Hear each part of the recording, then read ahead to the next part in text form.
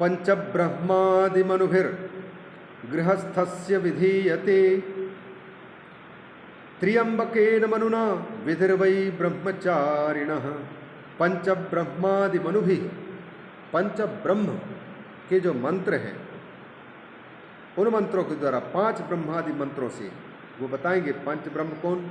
वो जो भगवान शंकर के 5 रूप हैं, अघोर रूप, ईशान रूप, वामदेव रूप और तत्पुरुष रूप। वामदेव के साथ साथ में सद्योजात रूप, सद्योजात, वामदेव, अघोर, तत्पुरुष, ईशान, ये 5 भगवान शिव के पंचमुख हैं, पंच रूप हैं और 5 इनके मंत्र हैं। जप के मंत्र भी 5 अक्षर हैं, तो 5-5 संख्या में है। तो इन कहते हैं पंचब्रह्मादि मनुभी, पंच ब्रह्म के मंत्र, मने प्रत्येक सद्योजातम प्रपद्यामी आदि मंत्र हैं। उन मंत्रों के द्वारा, इन मंत्रों से अभिमंत्रित करके ये गृहस्थ त्रिपुंड धारण करे। गृहस्थ को धारण करना है तो इन पंच अघोर आदि मंत्रों के पढ़ करके फिर वो धारण करें। और ब्रह्मचारी है अगर, तो कहते हैं पंच ब्रह्मादि मनुभिर गृहस्थस्य विधीयते। और त्र्यंबकेन मनुना विधिर्वै ब्रह्मचारिणा। अगर ब्रह्मचर्य आश्रम में जो वेदों का अध्ययन कर रहा है, 6वें वर्ष से लेकर के 25 वर्ष की आयु तक शास्त्रों के अध्ययन का काल है, तो इस अवस्था में शास्त्राध्यायी जो ब्रह्मचर्य का पालन कर रहा है अभी, ऐसा व्यक्ति अगर भस्म धारण कर रहा है तो त्र्यंबकेन मनुना, त्र्यंबकम यजामहे सुगंधिम पुष्टिवर्धनम उर्वारुकम बंधनान मृत्युर्मुक्षीयमामृतात्, उसको पढ़ करके धारण करना चाहिए उसको। अघोरेणाथ मनुना विपिनस्थ विधि स्मृता। और अघोर मंत्र जो है वो पहले आ चुके हैं। अघोरेभ्योथ घोरेभ्यो घोर घोरतरेभ्य आदि मंत्र हैं। उस मंत्र से पढ़ करके विपिनस्थ माने वानप्रस्थ आश्रम का व्यक्ति उसको धारण कर सकता है, वानप्रस्थी। अच्छा, तो फिर और कौन है फिर? यतिस्तु प्रणवे नैव त्रिपुंड्रादीनि कारयेत। जो सन्यासी है, चतुर्थ आश्रम में रहने वाला है, वो तो केवल प्रणव का जप करके ही, ओम, बस उसी के द्वारा आमंत्रित करके त्रिपुंड आदि को धारण कर सकता है वो। अतिवर्णाश्रमी नित्यम शिवोहम भावना परात। और जो किसी आश्रम में नहीं, वर्णाश्रम धर्म से रिक्त है, न उसका कोई वर्ण है, न ब्राह्मण है, न क्षत्रिय है, न शूद्र है, न ब्रह्मचारी है, न गृहस्थ है, न वानप्रस्थ है, न सन्यासी है, वर्ण आश्रम धर्म से परे है, तो फिर वर्णाश्रम से परे है, धर्म से परे है, तो फिर उसको क्या करना चाहिए? वो कहते हैं शिवोहम भावना अपराध। ये केवल इतना ही समझ ले, शिवोहम शिवोहम शिवोहम, इस भावना से ही त्रिपुंड धारण कर ले, बस उसका भी कल्याण हो जाएगा। शिव योगी च नियतम ईशानेनापि धारयेत। शिव योगी है, शिव जी के भक्त हैं। 3 प्रकार के शिव योगियों का वर्णन आया था पहले। एक तो क्रिया योगी, दूसरे तपो योगी, तीसरे जप योगी, 3 प्रकार के बताए थे। तो ये शिव योगी कोई भी हो, वह शिव योगी नियतम ईशानेनापि धारयेत, वह ईशाना सर्व विद्यानाम, विद्याधिपति आदि मंत्र है, ईशान मंत्र के द्वारा वह धारण करे। न त्याज्यम सर्ववर्णैश्च भस्म धारणमुत्तमम। सारे वर्णों को, कोई भी वर्ण का हो, उनको कभी भी भस्म धारण करना नहीं छोड़ना चाहिए। अन्यैरपि यथा जीवैः सदेति शिव शासनम। अन्य जीवों को भी भस्म धारण करना बिल्कुल नहीं छोड़ना चाहिए। ये साक्षात भगवान भोलेनाथ की आज्ञा है, आदेश है कि इसको धारण किए रखो।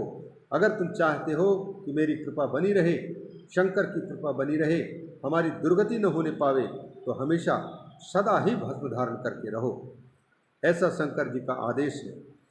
भस्म स्नानेन यावन्तः कणाः स्वांगे प्रतिष्ठिताः तावन्ति शिवलिंगानि तनौ धत्ते ही धारकः। भस्म स्नान से जितने कण उस भस्म के शरीर में धारण किए जाते हैं, अंग शरीर में, तावन्ति शिवलिंगानि तनौ धत्ते ही धारकः। तो ये माना जाता है कि उस भस्म में जितने छोटे छोटे कण हैं राख के, उतने वो कण नहीं, धूल नहीं, भस्म नहीं, ये उतने शिवलिंग हमने धारण कर रखे। ये माना जाता है। माने भस्म का एक एक कण शिवलिंग है, ऐसा बोल रहे हैं। तो स्वांगे प्रति तावंती शिवलिंगानी तनु धत्ते ही धारका ब्राह्मणा क्षत्रिया वैश्या शूद्राश्चापि च शंकरा स्त्रियोथ विधवा बाला प्राप्ता पाखंडिकास्तथा। कोई हो, ब्राह्मण हो, क्षत्रिय हो, वैश्य हो, शूद्र हो, मिले जुले खून वाला व्यक्ति हो, स्त्री हो, विधवा स्त्री हो, चाहे बालक हो, चाहे पाखंडी ही क्यों न हो, और ब्रह्मचारी, गृही, वन्य, सन्यासी व व्रती तथा नार्यो भस्म त्रिपुंड्रांका मुक्ता एवं संशया। कोई भी हो, अगर भस्म धारण त्रिपुंड धारण किए हैं तो इसका मतलब है शंकर जी ने उनको अपने रजिस्टर में लिख लिया कि किन किन को मुक्ति देनी है। ये भस्म धारण करना ही दिखा रहा है कि इनको भगवान शंकर ने अपने मुक्त होने वाले महापुरुषों के रजिस्टर में अंकित करवा दिया है। मुक्ति ही होनी ही होनी। ये कहते हैं भस्म नार्यो भस्म त्रिपुंड्रांग का मुक्ता एवं संशय, वो तो मुक्त ही है।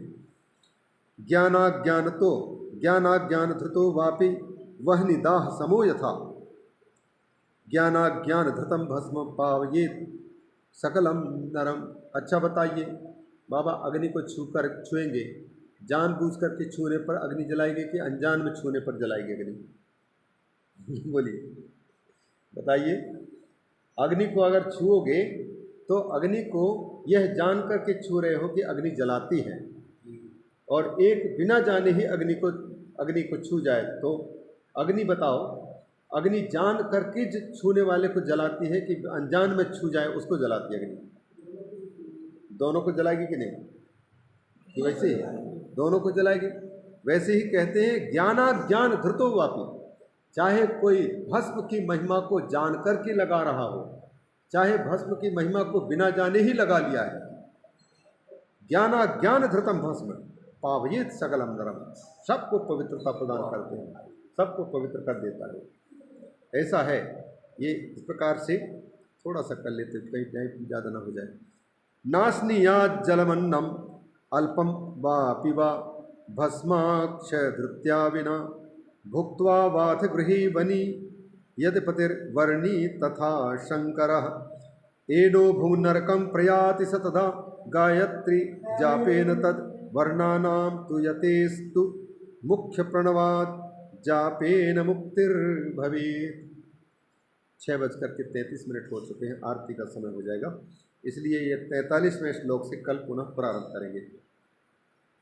तो 2 दिन में पूरा हो जाएगा तो अच्छा है। 24वां चल रहा है, 24वें अध्याय का ये 43वां श्लोक चल रहा है।